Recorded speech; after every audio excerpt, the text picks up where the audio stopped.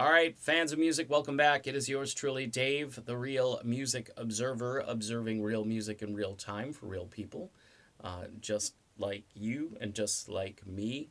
Uh, Talking about Journey over the last few months and getting into kind of inside baseball stuff about just the photography, the videos that are promoted for the band, and um, you know, it's kind of like when somebody takes your picture and you have a good side and you have a bad side, and they always say, hey, get my good side, it's like this, or in my case it's like, um, but it's very interesting that you learn things along the way. You learn about how um, maybe management isn't portraying you the way you want them to portray you, or maybe they're portraying someone else in the group in a way that traditionally hasn't really happened that much. And I think this summer I've learned a lot about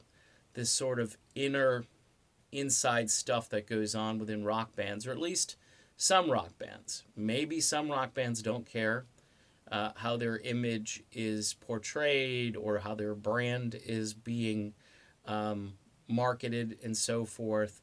I think in the case of Neil Sean and Journey, I think Neil feels like this is his baby because he's been there since the beginning. And, you've got this large company that you're working for, more or less, to deliver these concert dates. And by the way, by all accounts, the swing through Texas appears to be very successful, very much like what happened in Florida. I know they're heading to the Pacific Northwest and the West Coast, and eventually they're going to wind up in Los Angeles for two dates at the end. And it's a little bit bittersweet because I can sense that something is ending. And as a fan, even though intellectually I think it probably should end, at least take a break for a while, you can kind of sense that there's this, I don't know, wall that's up ahead that you really can't go around or go through. You might be able to go around it in the sense if you're a musician like Neil Sean, you can maybe develop another brand or another product, but that's really rough considering that since 1973, Journey is kind of like Clorox bleach, you just know the brand, hey, I trust this brand. These guys deliver a great product, and that's unfortunate as well, because watching that benefit concert in San Francisco, there was an energy, there was an electricity. It was a smaller room. You could hear everybody in there well. It was a bunch of guys that you could tell just wanted to be there and perform. And they had this crazy set list. It was all over the map, and people loved it. Whereas, you go back to the focus testing, and we have to keep this set perfect, just the hits. You stray too much, like you play this tune called Liberty. People, they're walking to the concession. They don't want to see Neil playing guitar solos. I don't remember any of that when I went to see Journey the first time in 1981.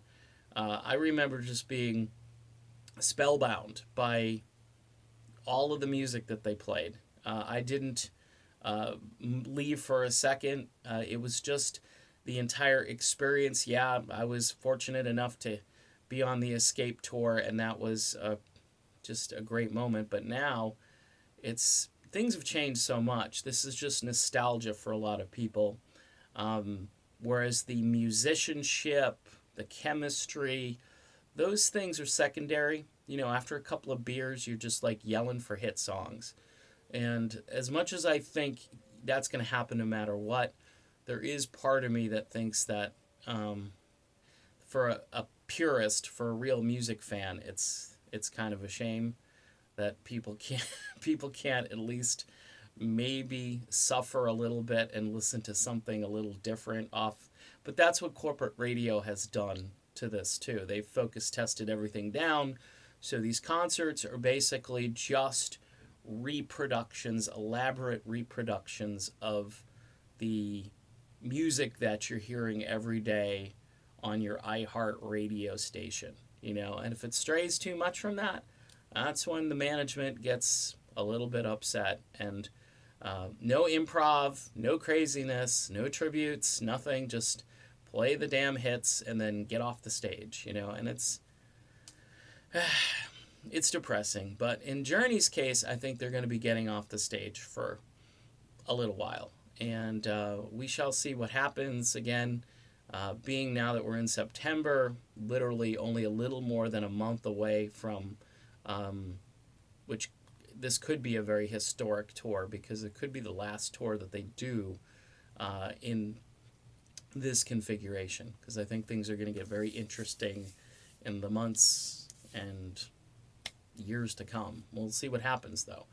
All right, done with this video. Bit of a Seinfeld video, and I apologize for that. A little bit of rambling going on, but this is what I do. See you soon.